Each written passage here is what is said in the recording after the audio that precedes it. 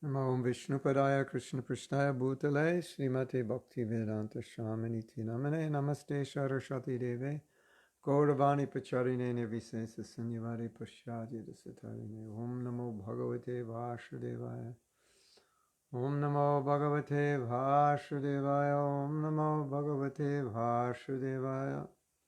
So for the past 2 days we have been discussing, I think maybe the past 3 days. Today is Monday.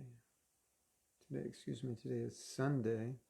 Thursday, Friday, Saturday. So for the past 3 days we were discussing Ram Leela. And we discussed, because we were discussing at the moment of death, we decided we would discuss Ravana and how Ravana died. And that was exciting and interesting. And so now we're going to go back to the topic which we left off on last Wednesday, which is the topic of leaving our body, the moment of death. And I was reading this morning from Prabhupada's lectures, Bhagavad Gita lectures. And one thing that was quite interesting is that over and over and over again in Prabhupada's lectures, which were for devotees but also often for non-devotees, he was describing the process of leaving the body according to one's thoughts and how one's thoughts, subtle body, go to the next body and create the next body, just like air passing over an aroma. So consciousness passing over thoughts creates the next form. Then he said something interesting, and we'll read this in a few days. And he said, for every mentality that someone has, every enjoying mentality, there's a body. And so Krishna created all these various forms of life to facilitate the mentality. So if we look at that in another way, it means that the bodies were not created randomly, but they were created to fulfill the needs, the desires of people in the human form of life, or all entities who would have those desires.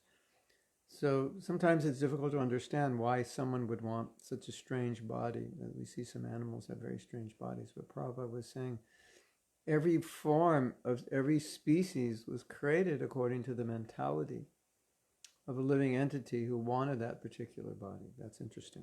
So that was one interesting point.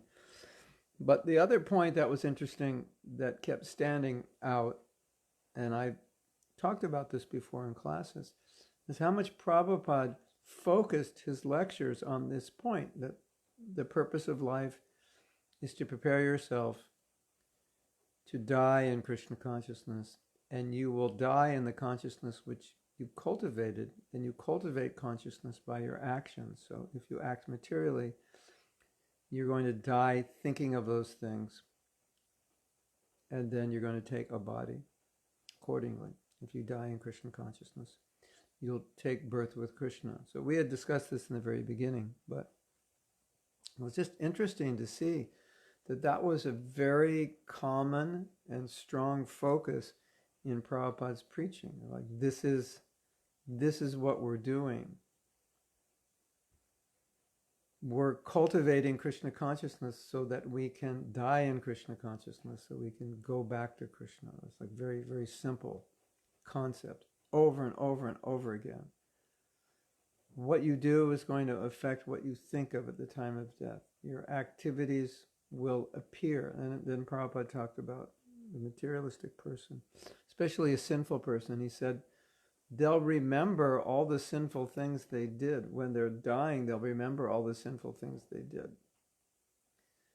So whatever you're doing, you're going to remember when you die. Whatever consciousness you're cultivating, you're going to remember that when you die. Whatever you're attached to, you remember that when you die. Whatever you're thinking of, that you'll go to when you die. So Prabhupada, over and over, making this point, the purpose of life is to die in Krishna consciousness, go back to Krishna. And of course, we know this, but it was just interesting to see how many times Prabhupada taught this. This was like, this is the essence. This is what we're teaching people. This is what we want you to understand. And then there's the third canto of Bhagavatam, 13th chapter, and it describes the plight of sinful people. And especially, Prabhupada says, when they're extremely sinful, when someone's very, very sinful, then they'll be taken and punished in order that they're prepared for their next body. Their next body is going to be a lower body. So Prabhupada gave an example. It was kind of interesting what he said. He said, so sometimes when they're punished after they leave their body, if they've been very sinful, they'll have to eat their own stool. And Prabhupada said, well, that's a preparation for becoming a pig, because the pigs eat stool. So you're going down into this other body, and then you're being prepared for the next body. Now, we're hearing these things. We're not seeing these things. We're hearing these things. You can imagine if we could actually see this, probably we would take it a little more seriously. But specifically, he sees all his sins, and then after he leaves his body, he has to suffer for those sins. Now, another interesting thing, and we've been talking about this, is this introduction is kind of a review. You remember we were talking about collective karma, and especially now because of the coronavirus, there's, a consideration that people who, there's so many people suffering. This has impacted the whole world. So it seems like there's a collective karma for the sinful actions of one, many people suffer. And we discussed that, and we cited some examples. But in the third canto, 13th chapter, when it talks about how a sinful person leaves their body, what kind of suffering they go through after they leave, what kind of body they take in the next life, Prabhupada explained something interesting. He said, you remember we were talking about Mandodari, the wife of Ravana, and so some people are asking who was she, and why did she remain married to such a sinful person? And we were talking about chastity and dharma, and kings sometimes commit activities which are expected of kings. They can be licentious and so forth.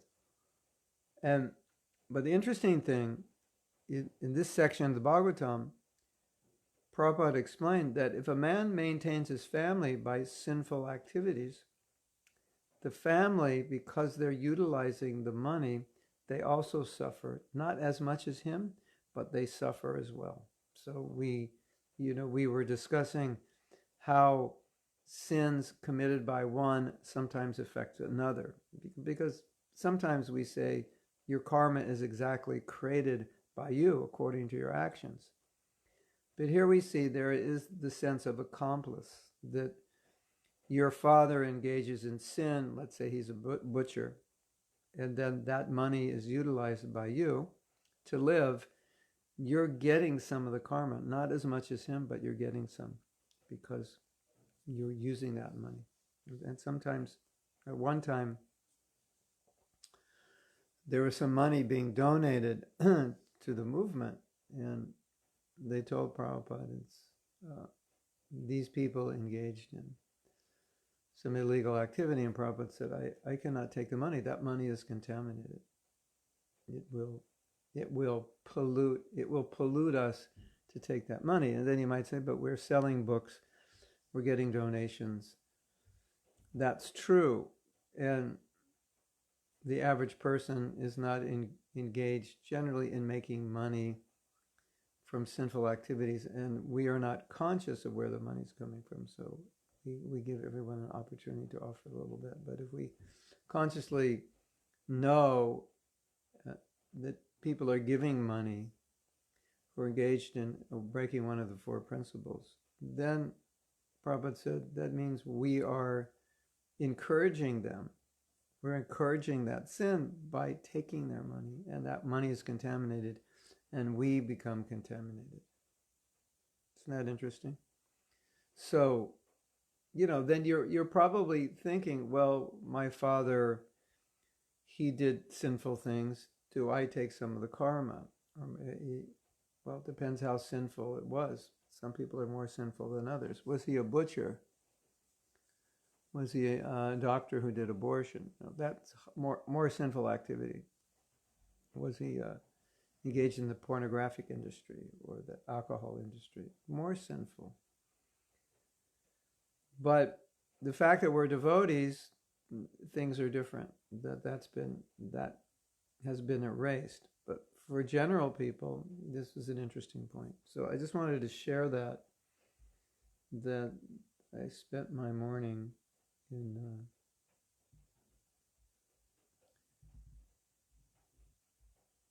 in going through some of the books that Prabhupada had, some of the lectures, and this theme was coming up over and over and over again. It was just so interesting. So now we are going to continue reading, and I have to find out where we left. Kamaniya, are you there? Do you remember? Is there a way to check? I have to go back. Somehow or other, I don't note. I should note where we leave off. That would be a service to all of you.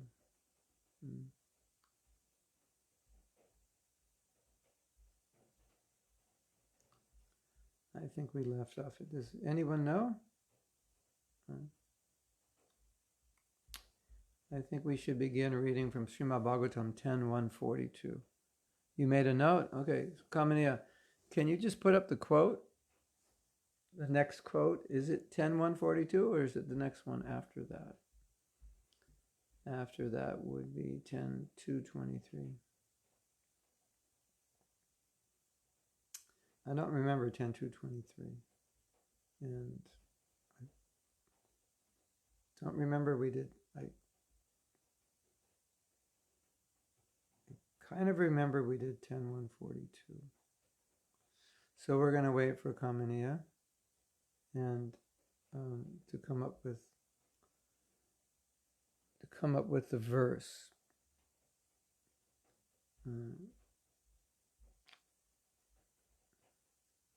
While she's looking for it, I'm just going to read the translation of 10:142. Although I believe we did discuss this, but I will read it anyway, just while we're waiting. This is from the Bhagavatam 10:142. At the time of death, according to the thinking, feeling, and willing of the mind, which is involved in fruitive activities. Oh yeah, okay. Yes, 10:220. It's the next one. One receives a particular body. In other words, the body develops according to the activities of the mind. Changes of the body are due to the flickering of the mind, for otherwise the soul could remain in its original spiritual body. Okay, so we read that, we read the purport, and we're going to go to the next verse, which is posted. This is 10:223, and I've entitled this, "The Devotees Who Fall Are Still Protected." So there's some nice quotes we're going to see coming up here and there, in which Prabhupada talks about how the devotees are protected, how Krishna saves them, how Krishna thinks of them at the time of death. And some of you expressed, or maybe all of us feel the same way, that, death seems to be a fearful position. So it's nice, these quotes give us assurance of how the devotees are protected. So this is the translation. O Madhava, Supreme Personality of Godhead, Lord of the Goddess of Fortune, if devotees completely in love with you sometimes fall from the path of devotion, they do not fall like non-devotees, for you still protect them. Thus they fearlessly traverse the heads of their opponents and continue to progress in devotional service. Now, the first thing that comes up in this verse says devotees, if devotees completely in love with you. And so then you were probably thinking, well, I'm not completely in love with Krishna, so this verse doesn't apply. But then later in the verse it says, if they fall. And we know someone who's completely in love with Krishna does not fall. So it obviously, it can't mean devotees on the level of prema, because you wouldn't fall from prema. So when it says devotees completely in love, which means devotees have given themselves, are trying to love, if they fall from the path, their position is not like an ordinary person. That's what the verse says. Krishna, you still protect them if they fall from the path. And you will protect them, and they will eventually become successful. So let's read the purport. Devotees generally do not fall down, but if circumstantially they do, the Lord, because of their strong attachment to Him, gives them protection in all circumstances. So here Prabhupada, now he's translating what the verse said, in love, to strong attachment, to strongly attached. And I think, then you might say, but attachment, that's called rati, and I'm not really attached. But attached in this sense can also mean attached to being Krishna conscious, that that's what I want. Maybe I don't act that way all the time, but that's what I want. So I'm attached to the process. I'm attached to the idea of being Krishna conscious. This is the goal of my life. This is what I'm working for. I just may not be mature yet. So that's the sense. So let's read that again to get that sense. Devotees generally do not fall down, but if circumstantially they do, the Lord, because of their strong attachment to Him, gives them protection in all circumstances.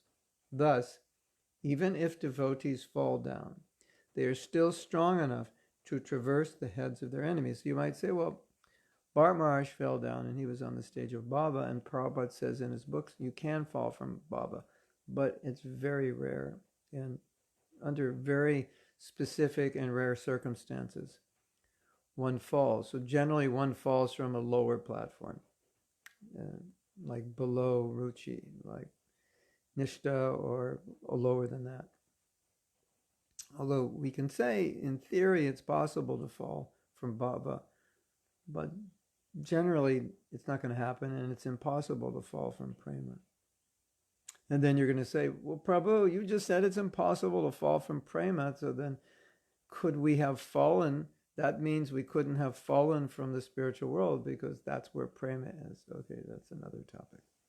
Just for another day. Okay. Continue reading this purport. We have actually seen that our Krishna consciousness movement has many opponents, such as the deprogrammers, who instituted a strong legal case against the devotees. We thought that this case would take a long time to settle, but because the devotees were protected by the Supreme Personality of Godhead, we unexpectedly won the case in one day. Thus, a case that was expected to continue for years was settled in a day because of the protection of the Supreme Personality of Godhead, who has promised in Bhagavad Gita 9:31, Konteya pratijani hi name bhakta pranashyati, O son of Kunti. Declare it boldly that my devotee never perishes. So here's a side point. It's something you may have noticed, that in Prabhupada's books, when he's making a point, sometimes he refers to a current event that's going on right at that time or had just gone on in the Krishna consciousness movement. And that's what Prabhupada's doing here. So he's using this example from the verse that we will be successful, devotees will be successful. And the verse is talking about dying, but here Prabhupada takes that point that Krishna will protect you at the time of death, that he will protect you from your opponents in life also. And we were making this point several times, which I think is an important point, that devotees were expressing, well, I don't know, if I'll be able to handle death. I don't know what's going to happen, and I'm afraid of it, and I'm not ready, etc.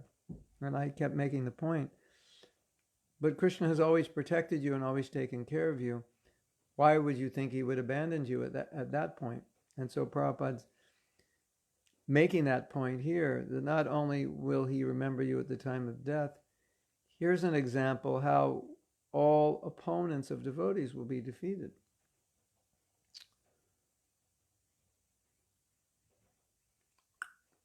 So,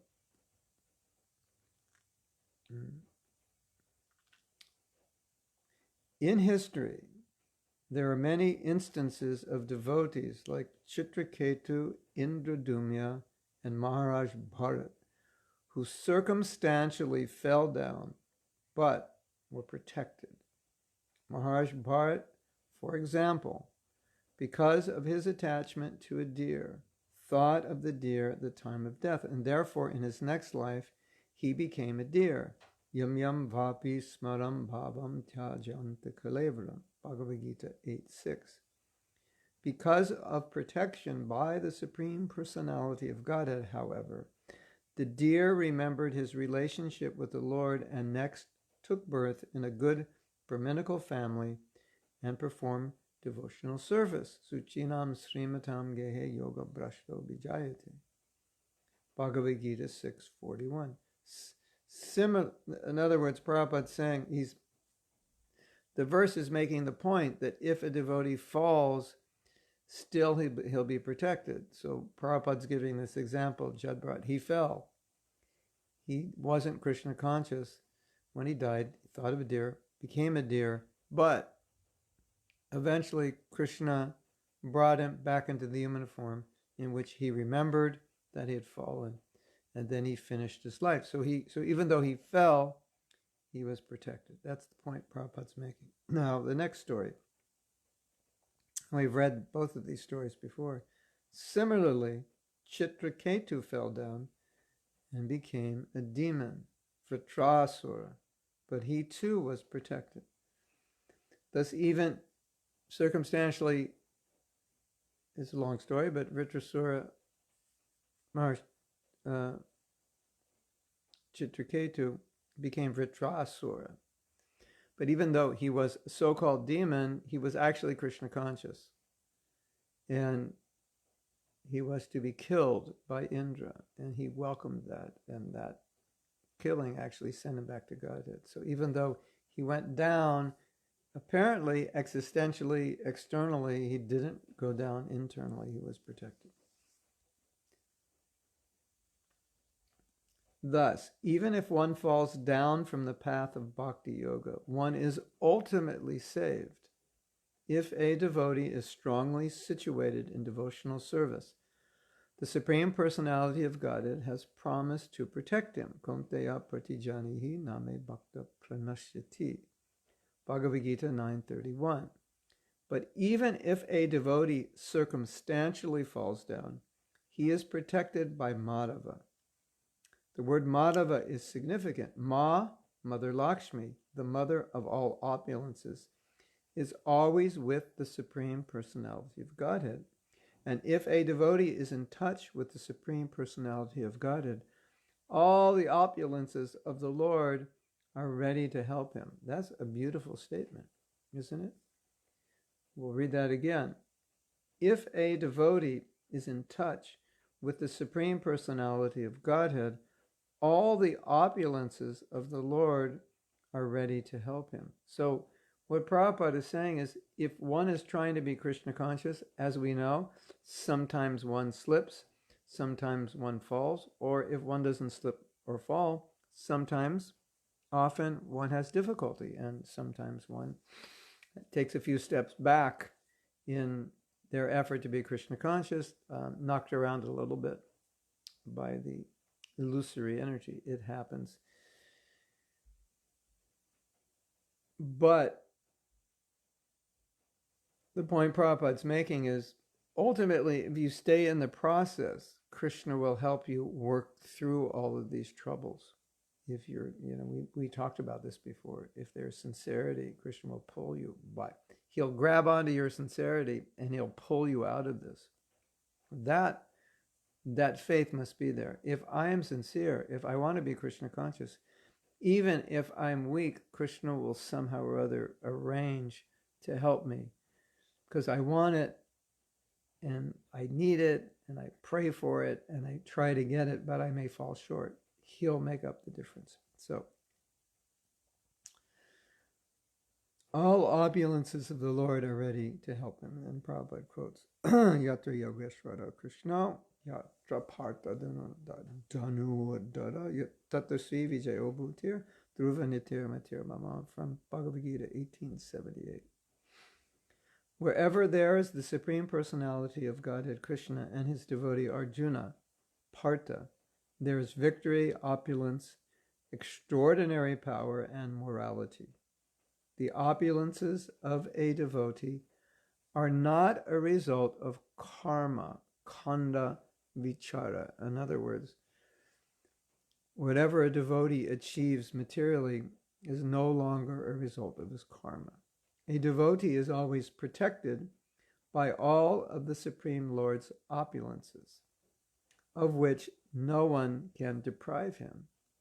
Tesham nityabhayuktanam yogakshema baham yaham. So Prabhupada saying, what is given to a devotee is no longer given because of his karma.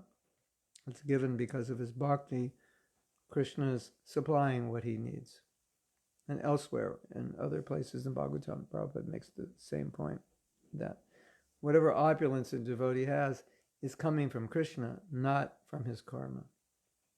Thus, a devotee cannot be defeated by any opponents. In other words, Krishna will supply what's needed, whether it's circumstantial situations to help us, or whether it's intelligence, internal guidance, or whether it's another person who will guide us. I have experience that sometimes certain areas I'm not so capable, and Krishna often saves me from my incapabilities by arranging certain situations.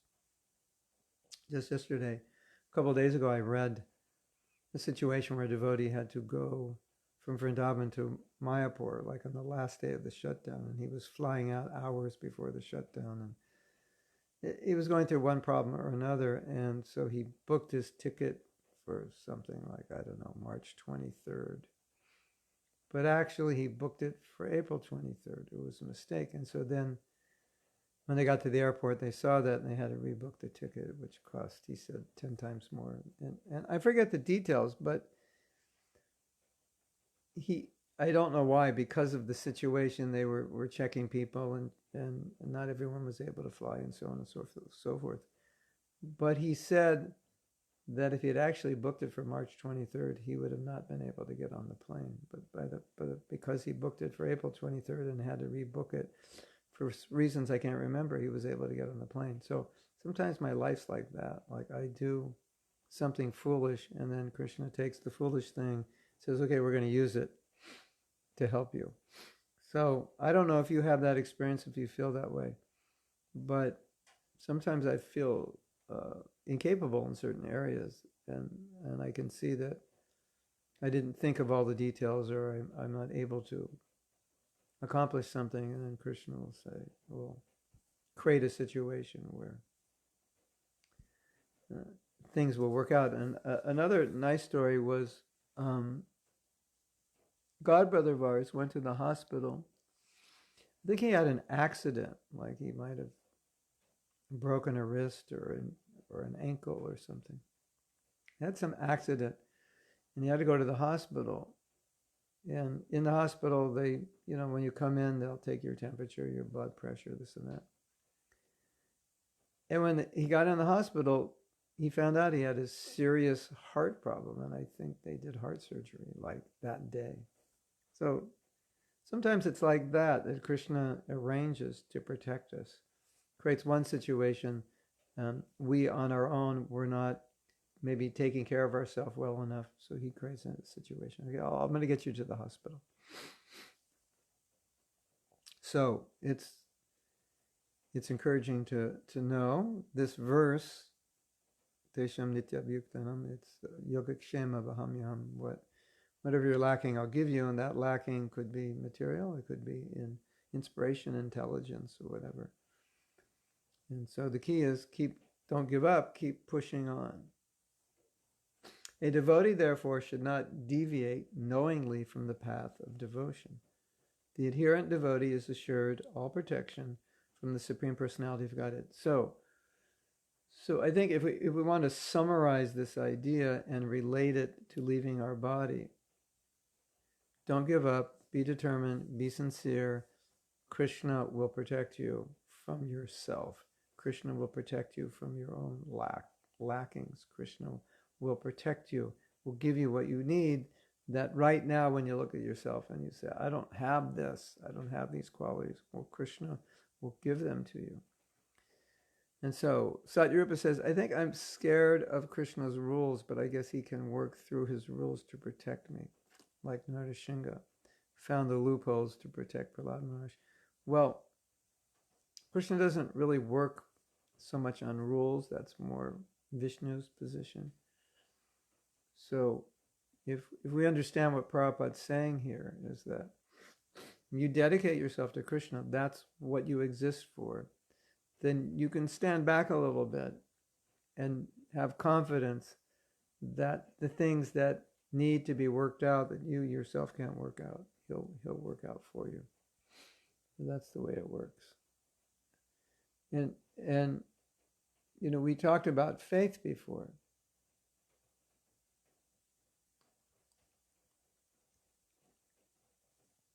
That Prabhupada's telling us these things to build our faith in these realities. And with faith, then we can accept difficulties more easily, knowing that no matter what's happening, in the end, if my life is for Krishna, then however it works out is always the best way, according to Krishna's will.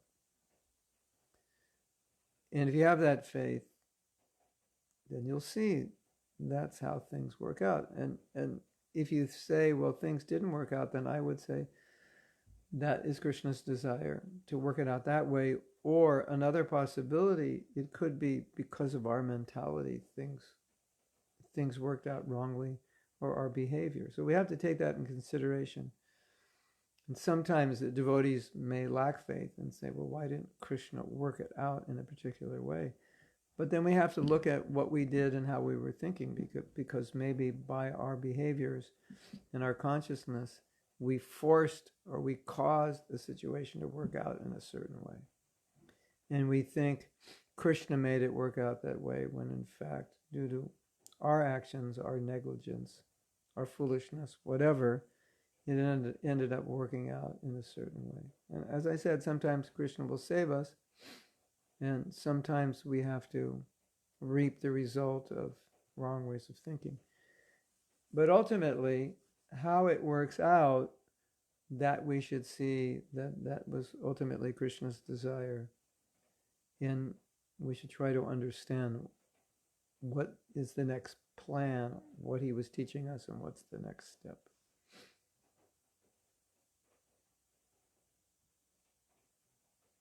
You know, now, if you have, for example, some people, they think that, well, I'm very fallen and I'm very sinful, and probably Krishna doesn't care about me.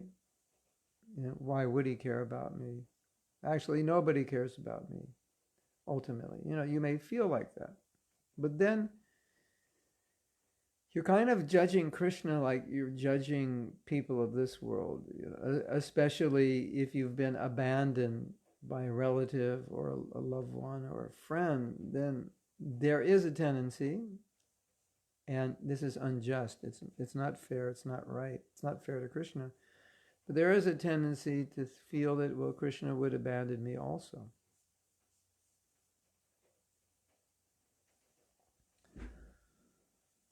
And so that's a material way of looking at a situation based on experience.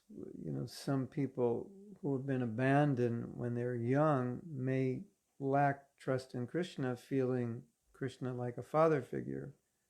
And I was abandoned by my father or mother, Krishna like a father or mother figure, and I was abandoned by father or mother, then feel like, well, How do I know Krishna will protect me? I feel abandoned. I'm not sure he loves me, and so forth. But that is placing a material experience and a material conception on transcendence, and Krishna is not like that. So Krishna does not abandon his devotees. That's the point.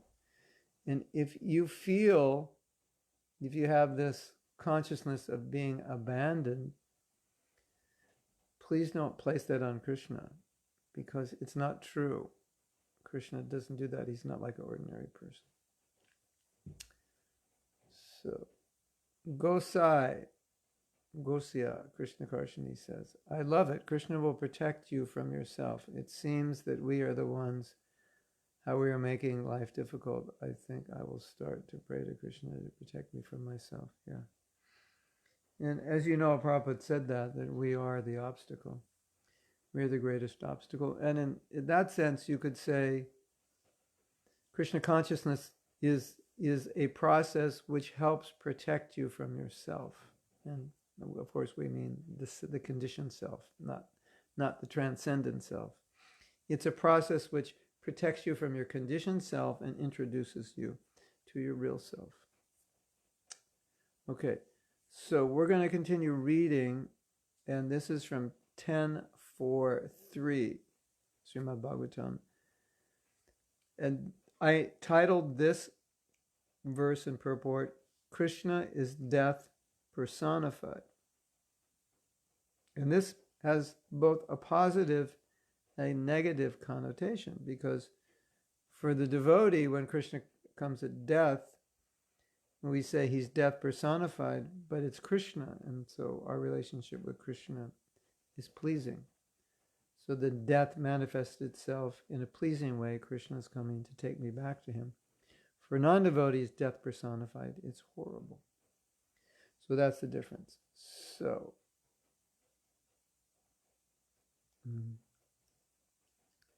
if you go down to Kamaniya's chat, then you can read the verse and purport. Translation.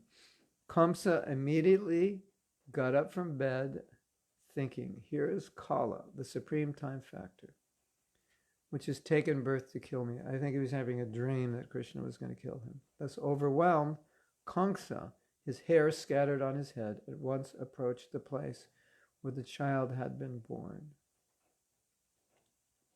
Purport. The word Kalaha is significant. Although the child was born to kill Kamsa, Kamsa thought that this was the proper time to kill the child, so that he himself would be saved. Kala is actually another name of the Supreme Personality of Godhead when he appears only for the purpose of killing. When Arjuna inquired from Krishna in his universal form, who are you? The Lord presented himself as Kala, death personified, to kill. By nature's law, when there is an unwanted increase in population, Kala appears. And by some arrangement of the Supreme Personality of Godhead, people are killed wholesale in different ways, by war, pestilence, famine, and so on. We're seeing this today, right now, as we're reading this. My wife said, a few hundred people died yesterday in New York. That's just one city of the world. I don't know how many people normally die. I think she meant from the coronavirus. So, when Prabhupada's saying, if there's a karmic reaction and we see people are dying, we as devotees see this is Krishna's form as Kala, and he's coming because of the sinful actions of people, and then it's coming back on human society. So we don't see it as accidental, haphazard, or we don't just see it as Mother Nature, but we actually see it as an incarnation of Krishna in the form of death. At that time, even atheistic political leaders go to a church, mosque, or temple for protection by God or gods and submissively say, quote, God willing. Before that, they pay no attention to God, not caring to know God or his will, but when Kala appears, they say, God willing. Death is but another feature of the Supreme Kala, the Supreme Personality of Godhead. At the time of death, the atheist must submit to the Supreme Kala. And then the Supreme Personality of Godhead takes away all his possessions. Mrityu sarva harashchaham, Bhagavad Gita 10:34, and forces him to accept another body. Tata dehantara prapti, Bhagavad Gita 2:13. This the atheists do not know, and if they do know, they neglect it so that they may go on with their normal life. The Krishna consciousness movement is trying to teach them that although for a few years one may act as a great protector or great watchman, with the appearance of Kala, death, one must take another body by the laws of nature. Not knowing this, they unnecessarily waste their time in their occupation as watchdogs and do not try to get the mercy of the Supreme Personality of Godhead. Often Prabhupada refers to politicians who, he said that right up to the end of their life they stay in politics when actually they should have retired and dedicated the fag end of their life, the last years of their life, to spiritual pursuits. So when Prabhupada's saying here, watchdogs, it's possible he's referring to politicians who are like watchdogs. They're watchdogs over society, trying to improve things in society. They waste their time and their occupation as watchdogs and do not try to get the mercy. I believe that's what Prabhupada's saying. They should retire, don't spend their whole life, and then die still thinking about country and so forth and so forth. As it is clearly said, aprapyamam nivartante mrityu samsara vartmani, 9.3 Bhagavad Gita. Without Krishna consciousness, one is condemned to continue wandering in birth and death, not knowing what will happen in one's next life. So, what we just read, I think, is pretty clear. We all understand this. But the reason that I like to include quotes of this nature, one, to remind us of what we already know. Two, to build our faith in Krishna's protection, because we're being told again and again, as devotees, our position is special, we'll be protected. As Prabhupada gives the example, the king's responsibility is for all the citizens, but personally he takes care of his family.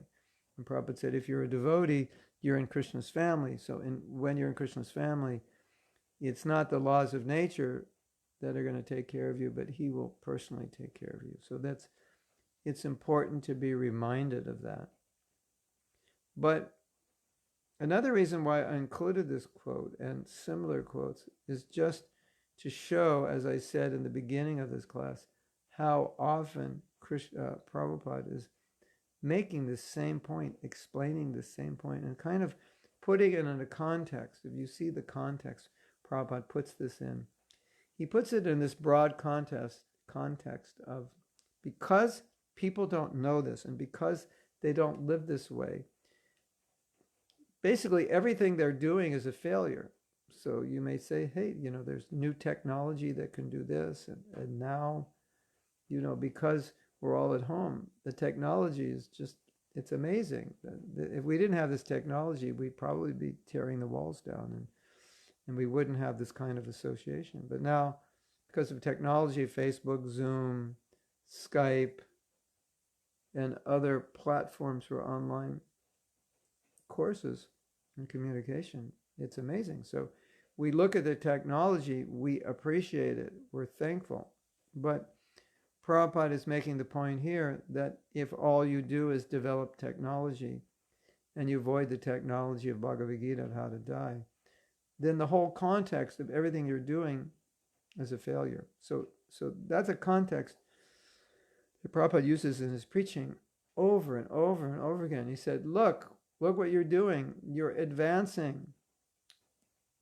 Let's give you applause. But you're advancing at the cost of completely neglecting your spiritual life. So what's the point? So it's nice to read these things, even though we know them, just to see how often Prabhupada says these things, which shows us how it's such an essential and important part of our preaching, so that if you are teaching people Krishna consciousness, everything ultimately is being directed in this to this point, that it's all about what's going to happen when you leave your body. That's the key factor in everything you're doing in life. The key factor is what you're thinking of. And people, as you know, people think, well, just if it feels good, do it, and if it doesn't hurt anybody else, then it's okay. It's it. Yeah, all right, whatever. You have so many philosophies. That's okay. But the point is, your actions are forming your next body because they're forming your subtle body. And so just to do something because it feels good and doesn't hurt anybody, ultimately it can be destroying you because you're preparing a body in the animal kingdom. So it's kind of like where Prabhupada's preaching, it culminates. It's like everything if you look at his preaching, you could kind of see that everything he's saying is like leading to that point. It's like, you see somebody talking on YouTube, Facebook, and then he's talking, and then you're thinking, okay, what's he's going to sell me something. I can tell the way he's talking. He's talking about this product, or he's talking about this practice, or he's talking about this course. It must mean he's going to sell. Like, where is he going with this? It's kind of like that. If you look at what Prabhupada's teaching, you'll see, where is he going with this? He's going to bring to this point that you have to die. And what you're thinking of when you die is going to determine your next life. And this society, this materialistic society, they have no idea of this information. And most people are dying in the mode of ignorance. And Prabhupada said most people are in ignorance. Sometimes we meet people and say, well, he's a sattvic person. He may have some sattva there, but it's rare. Prabhupada said predominantly ignorance, and if you die in ignorance, then you become an animal. So then Prabhupada said, okay, so you're very advanced, materially much more so than we were hundreds of years ago, and you're all going to die and become animals. So how advanced is that? And in ancient times, in days of yore, we lived in mud huts and we lived simply, and everyone went back to Godhead. So who's more advanced? Or at least they evolved closer to going back to Godhead, so who's more advanced? So this is Prabhupada's preaching. It's just, this is where it all culminates. And so it's kind of like he's talking, and then here's the punch. Very advanced materially. You have all kinds of sense gratification. You commit all kinds of sin, and then you suffer and you die. And your life was a total waste. And from the material perspective, nobody thinks their life's a waste. No, I was very successful. I have a beautiful home, beautiful family, beautiful business. And so everybody's looking at success in those terms, and Prabhupada's saying, no, that's not success. You're fool number one, because you're not preparing for anything beyond this body. You're fool number one. Oh, so you created some big company. You're a smart guy. You have millions or even billions of dollars, but we don't consider that success because you're going to die in ignorance and you're going to take birth as a dog. So how successful were you if in your next life you'll become a dog? And Prabhupada has said these things many times. That very statement, more or less, it's paraphrased, but more or less Prabhupada would say, so how successful are you if in your next life you become a dog? So that's the point. That's the context of Prabhupada's preaching. It always ends up there. And so that's why I like bringing up some of these quotes that we already know the philosophy and we're reading, and you might be thinking, why did I bring up this quote? It's like a basic point. We understand it. But it's nice just to see Prabhupada explaining it, how he explains it, and it's nice to see how often he explains it, isn't it? And how he keeps explaining it. So in that context, we're going to come to some sections where it's very repetitive. And I just thought it nice to repeat things Prabhupada's saying over and over again and say, see, he's saying it again. See, he's saying it again. And then by hearing it again and again, also, it helps us get crystal clear on exactly what Prabhupada's saying. So that when we preach Krishna consciousness, we'll be very crystal clear. I've heard this so many times. Prabhupada said it this way. And then when we explain it, we'll be able to concisely explain to people this concept of what's going on here is everything. And people will talk about the mind. You have to control the mind. That's the basis of controlling your life. But they'll never talk about you have to control it in order to die successfully. They'll just say you have to control it in order to be successful here, which of course is true. But that's not the reason to control your mind ultimately, to be successful here. Ultimate reason to control your mind is to be Krishna conscious and go back to Krishna. So they'll take the principle of mind control and how mind control will direct you, which is true, which is what Prabhupada's saying, but they'll totally keep it within the sphere of this life. And so I've studied this a lot, how the mind works in psychology and self-development. And sometimes, what they say is very insightful and powerful and useful. But when I hear them speaking, part of me is just crying because they're not talking about anything other than achieving success, and success according to how you define it. They're not even generally defining success for you, or they're hinting that success means a lot of money, a lot of material things. And so they're teaching you how to use your mind to achieve material success. And Krishna's teaching you how to use your mind to go back to Godhead. So sometimes when I hear them, I've anger sometimes, but more it's more just I feel like crying. This is so sad.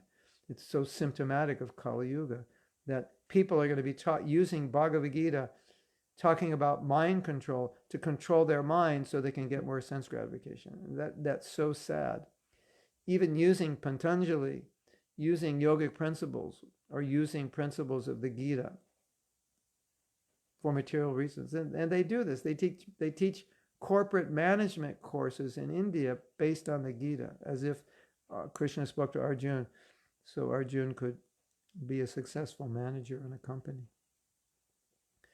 It makes you want to cry, but that's symptomatic of Kali Yuga, that they take something which is meant for transcendence and then they apply it for material advancement. And so you can see Prabhupada never did that. And the context of Prabhupada is in talking about mind control is always so you can die in Krishna consciousness, so you can conquer your enemies. That's the whole context. And the context of these other people is so you can enjoy. And that's where it always comes. That's always the bottom line of Prabhupada. You can go back to Krishna, and their bottom line is always so you can enjoy, however you define enjoyment, which is usually defined as possessing more. So that's why it's so sad. They're giving very good principles of mind control and misapplication, and I see this, and it's like I feel like it's sad for all the people they're talking to who are buying into it. That's the problem. So now this next quote, 10:746. This is about Sishupal, and this is interesting. And we're talking about thinking of Krishna at the time of death, and Sisupal was totally absorbed in thinking of Krishna. He thought of Krishna his entire life because he hated Krishna. And if you hate somebody, you actually think of them. Generally, you think of them more intensely and more often than when you love somebody. So Sisupal is indirectly glorified because he was so Krishna conscious. And Shastra says, it's better to hate Krishna than to be an atheist or be neutral and not think of Krishna, because at least if you hate him, you'll think of him, and if you think of him, you become purified. So if you intensely hate Krishna, of course, as devotees, we don't recommend this, but it's a principle. If someone hates Krishna, but they're always thinking, you Hare Krishnas, I hate you. You Hare Krishnas, you're always chanting Hare Krishna, Hare Krishna. Why don't you stop chanting Hare Krishna? I can't stand this chanting of Hare Krishna. This chanting of Hare Krishna. Why do you have to keep chanting Hare Krishna, Hare Krishna, Hare Krishna? Can't you just stop chanting Hare Krishna, Hare Krishna? Exactly, right? So what are they doing? They're thinking of Krishna, isn't it? Out of anger. So that's good. They're Krishna conscious. out of anger. That's a principle. You can think of Krishna out of anger. So that's this quote. It's 10:746. Chant Hare Krishna. I will never chant Hare Krishna. Oh, you just chanted Hare Krishna. Ooh. That happened to me. I was with some Muslim, and I said, say Hare Krishna. And he said, we're not supposed to say Hare Krishna. And I said, you just said it. He started laughing. Hare Krishna. So, it's not bad if people hate Krishna in a sense. And we've actually seen some people who really were antagonistic became devotees. So I'm going down a little bit so we can find the quote. And then we'll go back to your comments because let's go read. All right. I'll go use so many comments before we read the next quote. We'll read some of your comments or questions. From Krishna Karshani, Gosai. I'm going to call you Gosai now. Gosai Karshani. You read that Krishna is protecting a devotee, but we see devotees suffering, having problems. Hearing statement that Krishna is protecting devotee, a devotee may tend to expect that his life will be free from troubles and suffering. How to understand? Well, one thing Prabhupada says is that, you have a material body, so your material body is under the influence of the laws of nature. But often Prabhupada says that consciousness of a devotee is not affected by it. So there's one way of looking at this is that my body, it's like, let's say you drank a cup of poison, you thought it was water. Well, it's going to affect you even if you're a devotee. Natural, unless you offer the poison to Krishna and you have faith that it's prasadam like Prahlad Maharaj. But if you're not on that level, yes, it's going to affect you. But a devotee's consciousness is protected because even in spite of that, he can take shelter of Krishna. And in that way, his consciousness is protected. So now, the problem is, if your body's not protected and you lose faith in Krishna, then your consciousness is no longer protected because you lost faith. But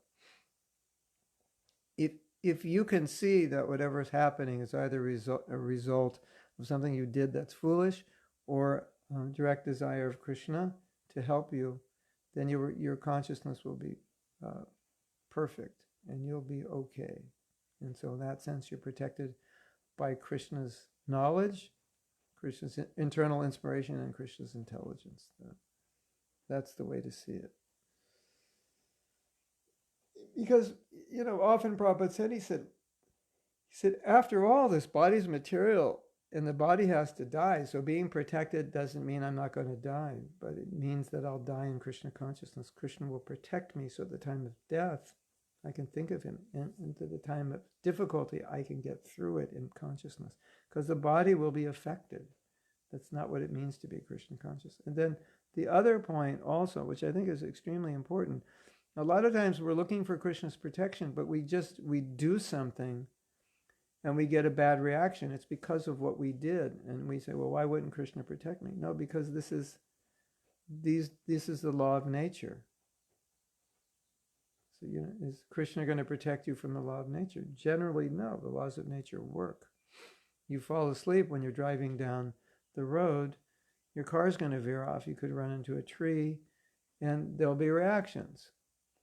You'll get thrown out of the car or into the steering wheel, or something will happen. So was it Krishna not protecting you? We don't see it that way. But ultimately, whatever happens, maybe you die in that accident or maybe you suffer in some way, but ultimately, you're still in Krishna's hands. He will protect you in the long run and protect your consciousness. That we have to see. Hare Krishna Maitreya Prabha. Purna Bhagavan Sharmadas. Ki Jai. Shubha Shukla. And someone from China, or with a Chinese name. I don't read Chinese. And Anandini from Belgium or Holland. What about, I don't understand a bit about making business in Grihastha Ashram. That's what you do in Grihastha Ashram, you make business. Parananda, I don't understand what you mean. Punkit 0. Maybe it's a misspelling. To illustrate your point, I'm thinking of the picture of the man who's sitting on the branch of a tree and sawing on the branch close to the tree. He's making progress, but we can understand, yeah. That's a good, and Prabhupada said, yes, you're making progress to hell. Yeah, that's also progress. Progress doesn't just mean it's going up. Progress means you're moving towards something, just maybe moving towards the wrong thing. Yeah, so the man, he's sitting on a branch and he's not cutting the part of the branch to the side where he could still sit on the branch. He's cutting the branch right next to him. So let's say the branch it's going this way. He's cutting the branch here. And so he's making progress. That's true. To be not too much attached to anyone in the material world. Yeah, well, the idea of Krishna consciousness, as we said before, is naturally we're attached, but just don't be so attached that attachment becomes what occupies your mind and takes you away from Krishna, especially what occupies you at the time of death. Because we made this point, and this is very clear from this, if you want one major takeaway from everything we're talking about, is that you're going to think of, at the time of death, what you're attached to. What you're not what you're attached to, what you're most attached to. So you will be attached to many things in this world, but you should become most attached to Krishna. That's the point. You should become most attached to Krishna. Yes, you're attached to your wife, you're attached to your kids, you're attached to your guitars, you're attached to your car, you're attached to your apartment, you're attached to your friends. That's normal. If you weren't attached to all these things, either you'd be completely insane or avadut or very Krishna conscious, and you're probably none of those. So to be attached is normal, but to be too attached is dangerous. If you're going to be, Prabhupada's point is, if you're going to be too attached to anything, it has to be to the devotees and to Krishna and devotional service and chanting and hearing and so forth. Those are things you want to become attached to. Because if those are the things that you're most attached to, when you die, that's where your consciousness is going to be. But if you're attached to something else, that's where your consciousness is going to be. And so that's the danger of material attachment. That's the danger of weak sadhana. That's the danger of allowing yourself to become attached to things other than Krishna, which is so easy to do if you're not Krishna conscious. Right? That's the whole point Prabhupada's making. The nature of this world is it's drawing us in. This world draws us into so many attachments. And so unless we cultivate Krishna consciousness properly, these other attachments will take over. We're naturally already attached to these things. That's the problem. So if you're Krishna conscious, you're fine. That's where you're going to be when you die. Okay. So you had a few more things to say, and then we'll go back, and then we'll read the next quote. Krishna Karshani says, I don't understand how someone can be purified thinking about Krishna or about devotees in a negative way. How awareness can be purifying. Because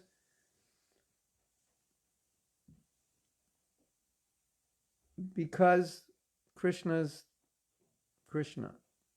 So that was a profound statement, right? Krishna is Krishna. What I meant is Krishna is pure.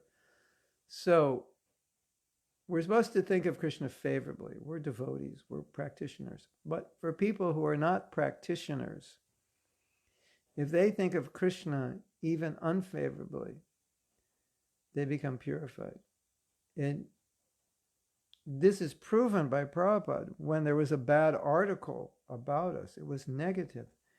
but they mentioned Krishna about 12 times. So they had read the article to Prabhupada. It was pretty bad. Prabhupada wasn't bothered. After he heard the article, he said, how many times? Can you count how many times they mentioned Krishna? It was like 7 or 11 or 12. It was significant. And Prabhupada said, so everyone who reads the article will say Krishna 7 times or 10 times, whatever it was. He said, this is a very good article. So that's the idea. So the people are reading the article think Krishnas are bad, the Hare Krishna. I don't like the Hare Krishnas. Look at this article about the Krishnas. The Krishnas are so bad. Look what the Krishnas did.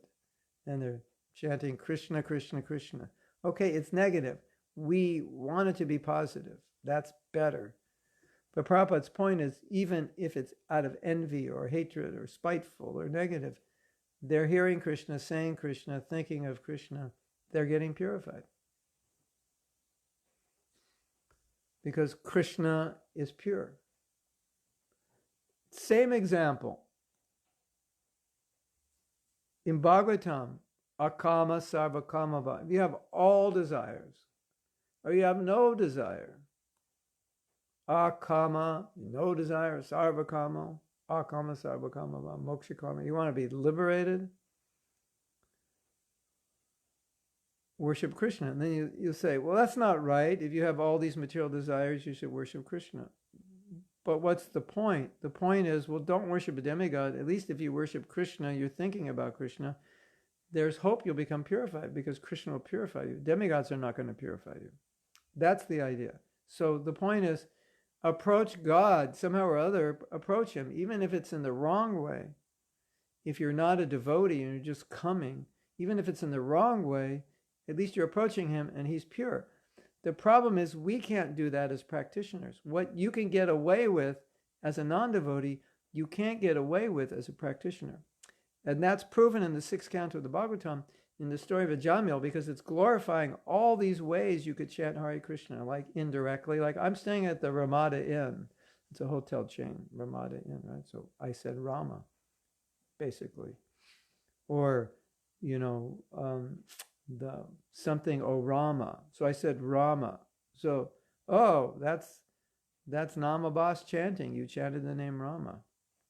I'm saying the Ramada Inn. Ramada. Or you're joking, oh, Hare Krishna, get a haircut.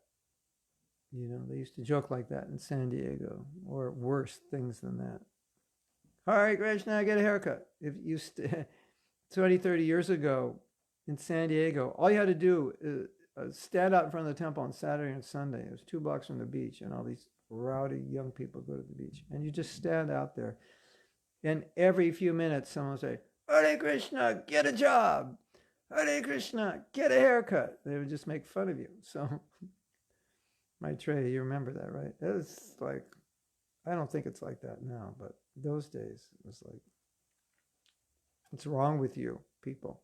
But, so Bhagavatam says, if you chant in mockery, it's nambas.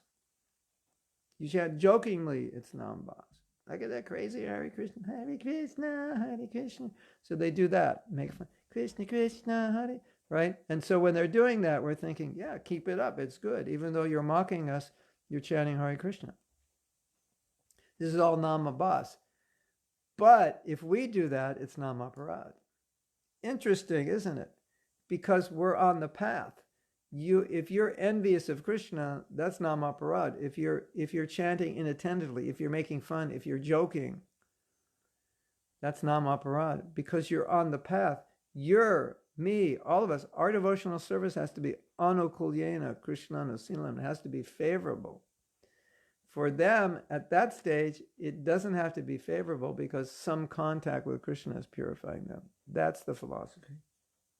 And so Kamsa one time was glorified by Narada Muni, and Narada Muni said, I'd like to be like Kamsa because he's thinking of you much more and more intensely than I am.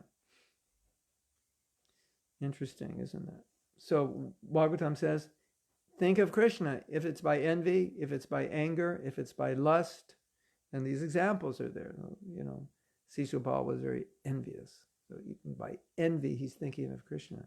But if that's what it takes, that's better than not thinking of Krishna.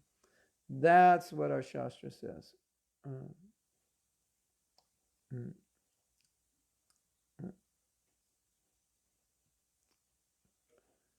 So Raphael's again saying something which I don't understand. As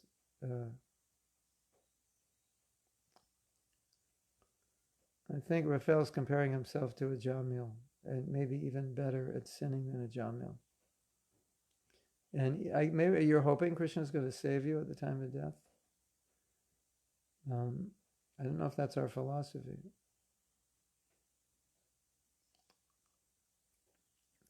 If you use transcendental knowledge, he's saying, I use transcendental knowledge to enchant my sense gratification. Yeah, that's committing sin on the strength of chanting. So that's worse than the sense gratification. Better, if you want to engage in sense gratification, don't bring Krishna into it, unless you can engage that sense gratification in Krishna's service. But if there's some things we can't engage in Krishna service. So if it's something which is sinful and I can't engage it in Krishna service, don't try to bring Krishna into it, because that's more sinful. It's better just suffer the karma for what you do. Otherwise, if I try to bring Krishna into it and purify myself from the sin I'm committing consciously, that's more sinful. I don't know if that's what you're saying, but anyway, that's a point.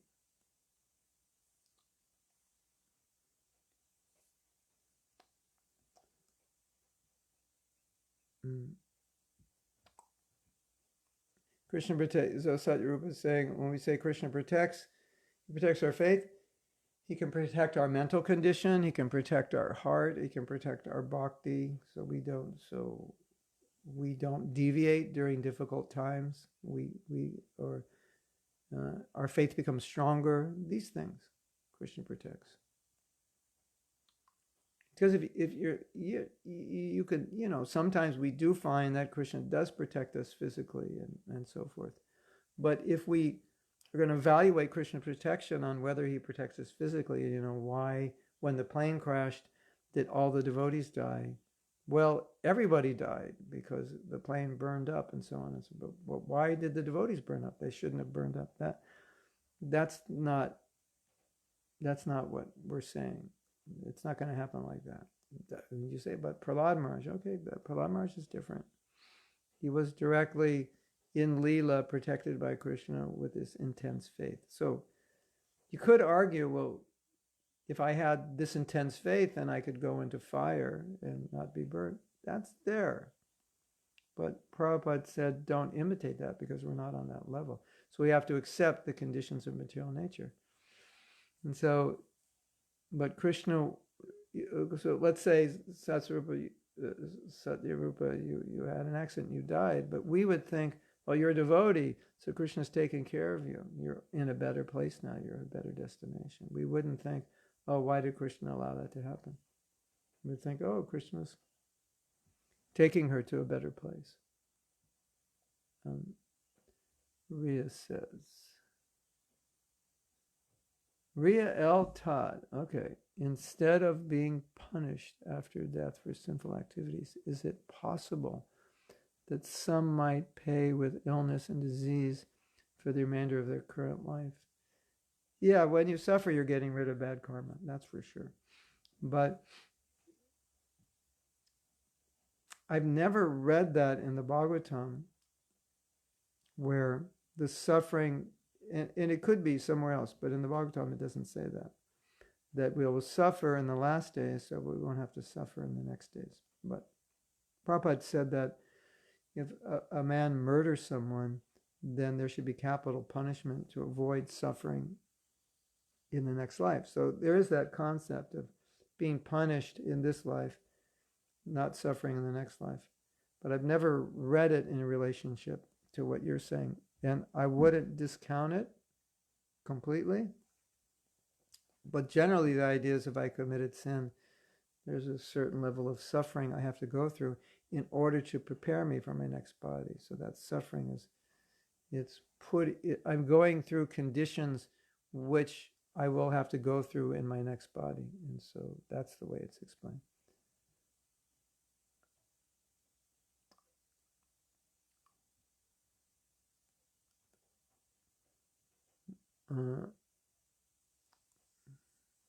Yeah.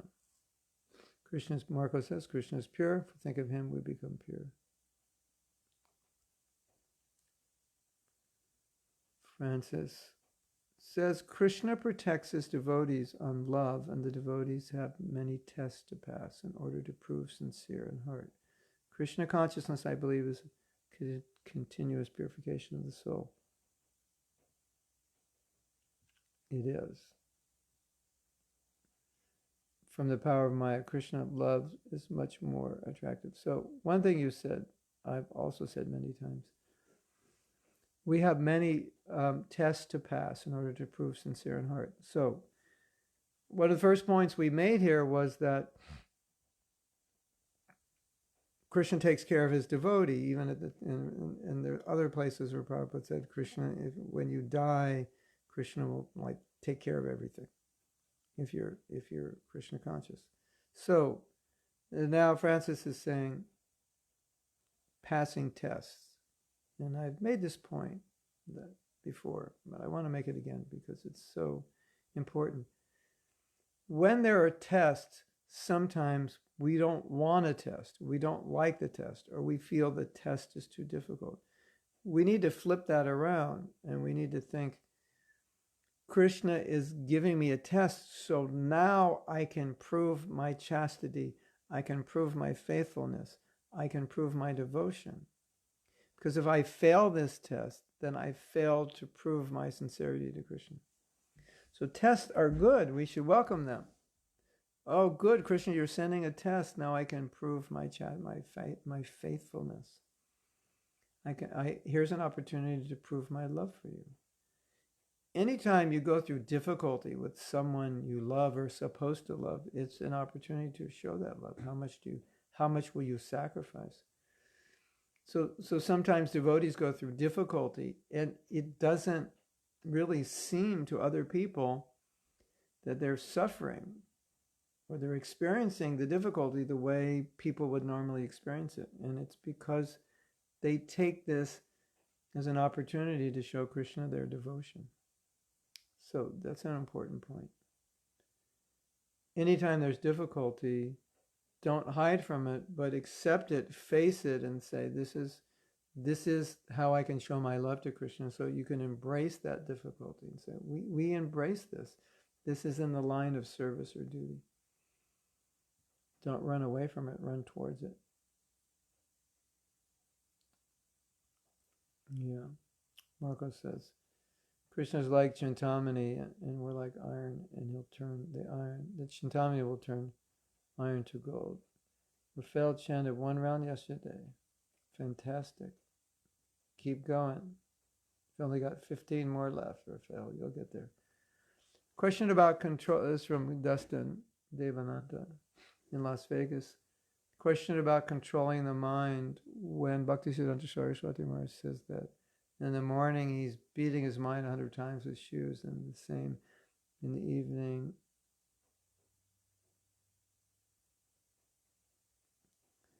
With a broomstick. Does it mean he was instructing us by bringing the mind back to the holy names again and again as a way of practice, abhyasa? Like Krishna advises in the 6th chapter. Yeah, that is a way you can look at it. It's also, bring the mind back, bring the mind back, bring the mind back. Also, don't trust the mind. Beat it. It's a rascal. Get it to follow what you want rather than let it do what it wants. So you got to beat it. Like who's in charge here? Once my wife was speaking with one of her friends when their kids were very young, and how the kids would nag, and they're in the store, give me this, give me that, or have a tantrum, give me this or give me that. And I think she was giving in to the kid, or there was some situation, and some person just told her, he said, look, you're the adult and he's the kid. You're in charge, not him. You don't have to give in to him. And she said, yeah, that made so much sense to me. I'm the adult, I'm in charge. Because a lot of times you have kids, they end up being in charge because they drive you crazy until you do what they want. So, but you're the adult and you're in charge and you make the rules, at least till the kids are older enough to think for themselves. So, bang, bang, bang, bang, bang. Who's in charge here? You or the mind? Mind, I'm in charge. Crazy thought, bang. So yeah, but it is a practice, definitely, by practice and detachment. 6th chapter of Gita, yeah, that's a practice. Knock the mind, knock some sense into your head.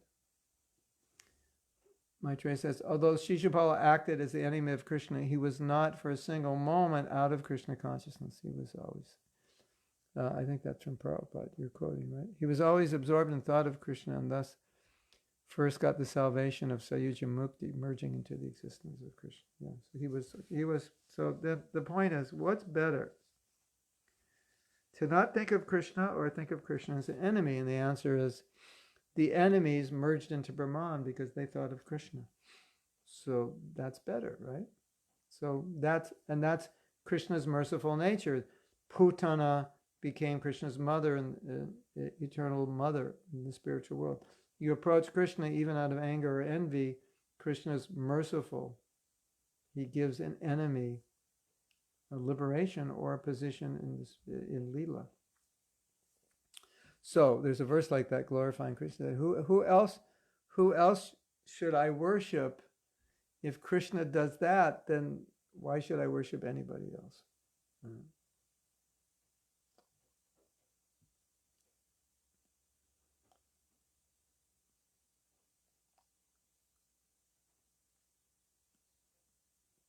And then Parananda Piotre is saying, will Krishna test us proportionally according to our conditioned position? Yes. Krishna does not want to see you fall. So Krishna's not going to put you in a situation where it would be impossible for you to pass the test. He won't do that. But he may put you in a test just because he wants to see what you're made out of. And he may put you in a test so that you can see what you're made out of. And sometimes when Krishna puts us in a test, we see our weakness, and we didn't realize how weak we were.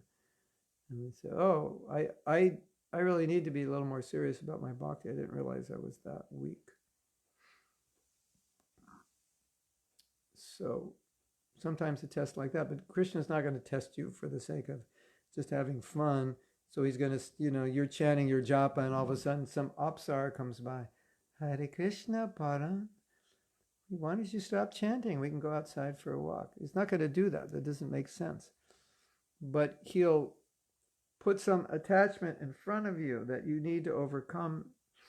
And if you're sincere, you'll be successful. He'll give you the strength to deal with it. And it will make you realize that you need to be stronger.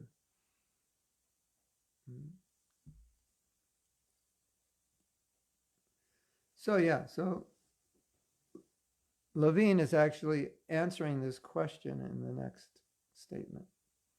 Levine is saying, when Krishna gives us tests, I find a powerful way to succeed the test is to focus on how Krishna is trying to improve me in that specific way. That way I feel more and more grateful. Yeah, exactly. Why is Krishna giving me this test? But sometimes, sometimes it's not a test. Sometimes it's just our material attachment is getting the best of us. So it's not like Krishna flew down an airplane and said, it's time for a pop test, pop quiz, get out your pen and paper. It's that I'm becoming weak, so I'm being tested by material nature because of my own attachment. So we also have to see that. Okay, so go back up until you find Kamaniya's name, and that's about 10 or 15 comments. It looks more like 15, 18 comments up. You'll see verse 10, 746. we have 5 minutes and I want to read this. And this is about Sishupal. This is interesting. And Devananda said, it looks like he's happy my allergy has been overcome. It's only partially. The ants are still crawling around my nose, or that's what it feels like. So Sisupal, remembering Krishna death out of hatred, was awarded liberation. Translation: obsessed with hatred of Lord Krishna throughout 3 lifetimes. Obsessed with hatred of Lord Krishna throughout 3 lifetimes, Sishupal attained the Lord's transcendental nature. Indeed, one's consciousness determines one's future birth. Purport: Shishupal and his friend Dantavakra, who will be killed by Krishna in chapter 78, were previously Jai and Vijay, 2 gatekeepers in Vaikuntha. Because of an offense, the 4 Kumars cursed them to take 3 births in the material world as demons. The first birth was as Hiranyaksha and Hiranyakashipu, the second as Ravana and Kumakarma, and the third Sishupal and Dantavakra. In each birth, they were completely absorbed in enmity toward the Lord and were slain by him. Srila Prabhupada explains the position of Sishupal as follows, quote, although Sishupal acted as the enemy of Krishna, he was not for a single moment out of Krishna consciousness. This is from the Krishna book. He was always absorbed in thought of Krishna, and thus he got first the salvation of Sayujya Mukti, merging into the existence of the Supreme, and finally became reinstated in his original position of personal service. The Bhagavad Gita corroborates the fact that one who is absorbed in thought of the Supreme Lord at the time of death immediately enters the kingdom of God after quitting his material body. So then you might say, but that was his 3rd birth, and therefore he's supposed to go back to Godhead. But Krishna doesn't do anything whimsically, so this also demonstrates a point that even though he was envious and angry, because he was thinking of me at the time of death, I give him a position in the spiritual world. Hare Krishna. So, I think that answers the question. And Krishna Karshani's question, it's Krishna, he takes everything positively, even the people that, come to try to poison and kill him, like Putana. He said, no, she came as a mother. He took it that way. The 3rd and 7th cantos of the Srimad Bhagavatam elaborately describe the incident wherein the Lord's personal associates were cursed to come to the material world as his enemies. In this connection, Srila Vishwanath Chakravarti Thakur quotes the following verse, Srimad Bhagavatam 7:147. Vaira nu banta tivrena dayane yana chuta satmatam nita puna hare parshvam jagmatur Vishnu parshadel. These 2 associates of Lord Vishnu, Jai and Vijay, maintained a feeling of enmity for a very long time. Because of always thinking of Krishna in this way, they regained the shelter of the Lord, having returned home back to Godhead. Hare Krishna. So, it's time to end class. And tomorrow is my daughter's birthday. No, that's not true. Tuesday is my daughter's birthday. So Tuesday we're not going to have class. So you could make a note of that. We will have class tomorrow. But we're going to be celebrating her birthday. I have to get ready around this time. Today at 7 o'clock, and it's not on my Facebook, we're going to have Kirtan on a Facebook page called Kirtan Together.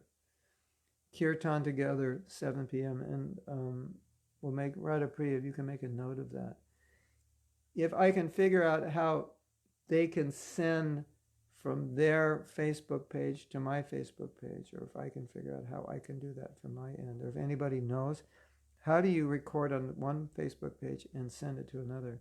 you can explain that to me or send me a link that explains it. But if you don't see it on my Facebook page, it's 7 p.m. Eastern Standard Time.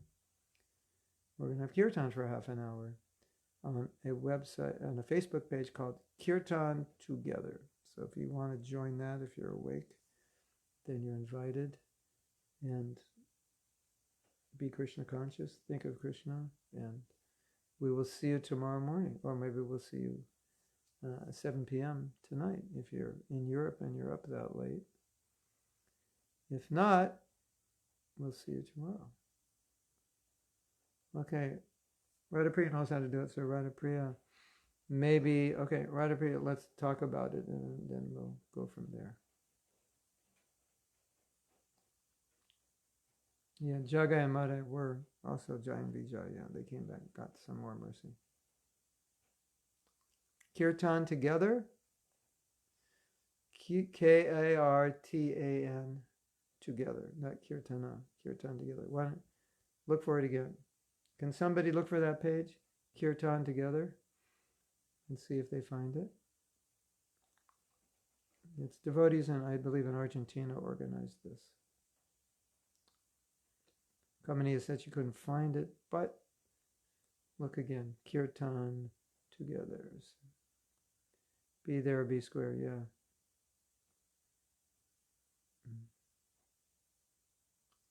Yeah, my daughter's birthday is the 7th. My sister's birthday is the 8th. Same birthday as Paran Ananda. Wow. We'll have a birthday party on Zoom. Kirtan juntos. All right. Try Kirtan juntos. Juntos. I did Kirtan together, but Kirtan juntos, that can also work. And we'll, what Radhapriya will do is we'll get the exact Facebook link and then we'll send it to you. Okay? Hare Krishna. Thank you for being here. There it is. There's the Facebook link. Kirtan juntos. Juntos means together. Srila Prabhupada ki jai. Go Premanandi. Hari Hari Bol.